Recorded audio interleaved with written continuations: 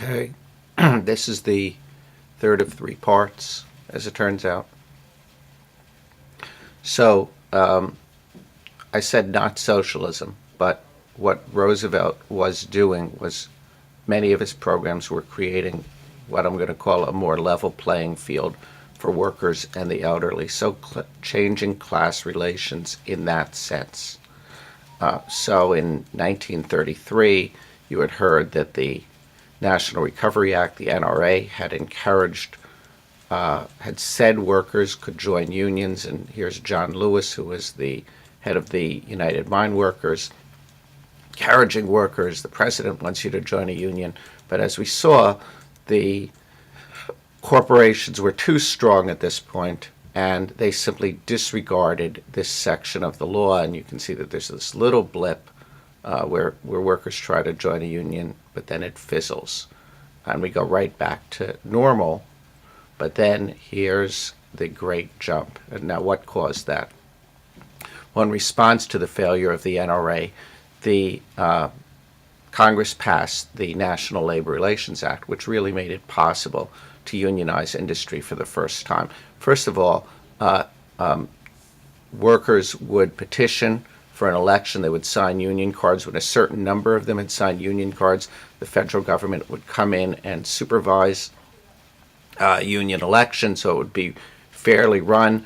The company was prohibited from unfair labor practices, such as in the with the election coming up, they could not fire union activists, for example. You can imagine how that had been a tool that they used to prevent workers from joining unions, to put the fear into workers that if they joined a union, they would be fired. So they could no longer do that. And finally, they had to bargain in good faith once a union was recognized. That did not mean they had to reach an agreement, but they at least had to sit down and talk across the table and respond to the union's demands. And of course, they would make their own demands.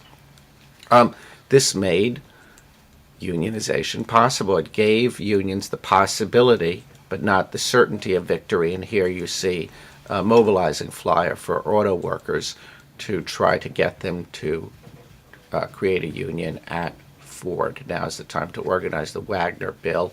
That was what the NLRA bill was called. It was named after Robert Wagner, a senator from New York. And this was the real thing. This is during the last years of the 30s. This is during the first years of World War I. And, you know, this had real consequences. And we can see them on this graph that you've seen once before already. We looked at how when unionization went down right after World War I, inequality went up.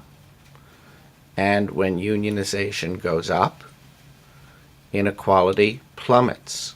Now, this is not solely because of unionization. There's two other factors. First of all, a business which wants to keep its workers from voting for a union responds to unionization by raising wages. Oh, you don't need to join a union because, you see, you're getting the same wages as those people that are in a union. So it wasn't just union wages that went up, it was all wages. And then also during World War II, there was a serious attempt to tax the rich. So that's also a factor in the decrease in inequality. But as you see, when unionization starts to go down again, inequality rises. A very good experiment in seeing how these two things are linked over 70 years. The federal government did more than that in creating a more level playing field. It created a minimum wage. It said that when you worked over 40 hours, you had to be paid overtime. It limited the number of hours that children could work. Now note, it did not cover agricultural workers or black domestic workers. Why? Well, this was for the same reason as we had discussed earlier, where the federal government did not protect white and black sharecroppers that were trying to organize. There was a very powerful group of Southern Democrats who were voting for the New Deal bills, but they were racist. And They were adamant that the federal government stay out of racial affairs in the South.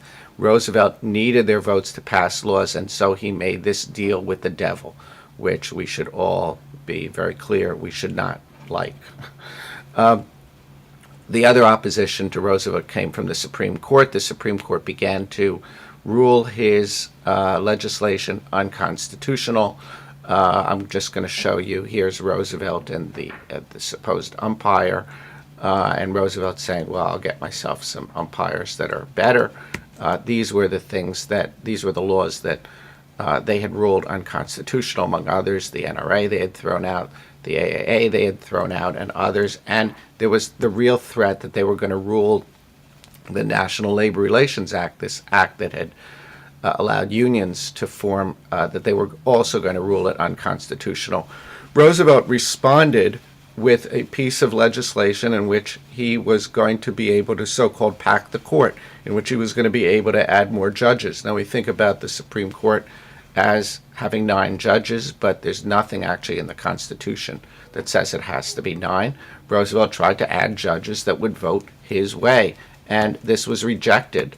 You can see here the cartoon that's sympathetic, that, if he doesn't, it's called an illegal act, but the illegal act is trying to save the drowning man. But there was a lot of criticism that this was on its way to dictatorship, and Roosevelt lost this fight, and the Supreme Court stayed at 9, but the fear of God was put into the Supreme Court.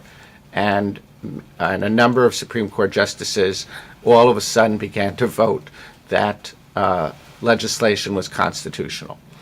Now there was also opposite. We think of this as opposition to Roosevelt from the right wing, from conservatives.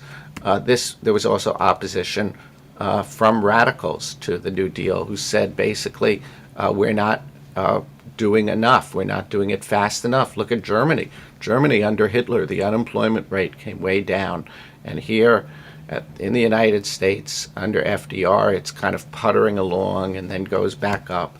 So, for example, Huey Long, who was a senator from Louisiana, promoted this idea of share our wealth, every man a king. So he was talking about more distribution, more equality. Francis Townsend had a plan that every senior citizen, every person over 60, would get a paycheck every month, a big paycheck, and on the condition that they immediately spend it, that they spend it before the month was out. So what does this sound like? It actually sounds like what we think of as Social Security. Now, it was going to spend more money than Social Security, and as we'll see, there were gaps in Social Security, but it led to the Social Security Act. So the Social Security Act also sets up the unemployment compensation system. The Social Security Act also involves Social Security for dependents of insured workers. If the main wage earner in the family dies, then this child gets a payment until they reach adulthood. But of course, the main part of it is the old age piece. It was not at the start. It was not as expansive as it is today. As you know, employers and workers both pay a share. You see that in your paycheck. The payout is that you get when you're old is based on your earnings, not equal benefits. So people that make low wages do not get as large benefits as people that make higher wages. There had originally health insurance was included in the bill, but it was stripped out because it was thought it was too politically difficult to lift. Again, agricultural workers and domestic workers were excluded so that their employers did not have to pay that tax, that section of the cost. And the payouts didn't actually begin until 1940, so there's no immediate boost to the economy. But gradually, of course, this has expanded and has become a crucial part of the so-called safety net, and actually works to counter recessions and depressions, because this is automatic money that comes to people month in, month out, that they know they can rely on, and they know that therefore they can spend on demand. So here's just a little joke cartoon the two babies, talking about all this history that you now have to know because of this damn Roosevelt. But I just want to finish with a comment by a historian from 1963, and he said, "The sun rises on a stricken field. The new leader raises the banner and waves it defiantly at the flow. His followers crowd about him. Armies of recruits emerge from the shadows and throng into the ranks. The bands play, the flag waves, the army moves forward, and soon the sounds of battle and the shouts of victory are heard in the distance. In perspective, we can see it was not quite like that, but that was the way it seemed at the time, and people were tremendously, tremendously emotionally connected to this man. He came around at a time of crisis. He came around at a time when in other countries leaders were becoming authoritarian or dictators, and he might well have been able to do the same if he had wanted to under the guise of crisis, and he did not. And he preserved the democratic forms for the next generation. My mother, who was 15 when he dies, talks about crying on the street when she heard about his death. And that was in 1945. And of course, we've got to remember that Roosevelt was not just the New Deal president, but he was a wartime president as well. So that's it. And please do the work I've asked you to do. And I will see you on Thursday. Thanks a lot.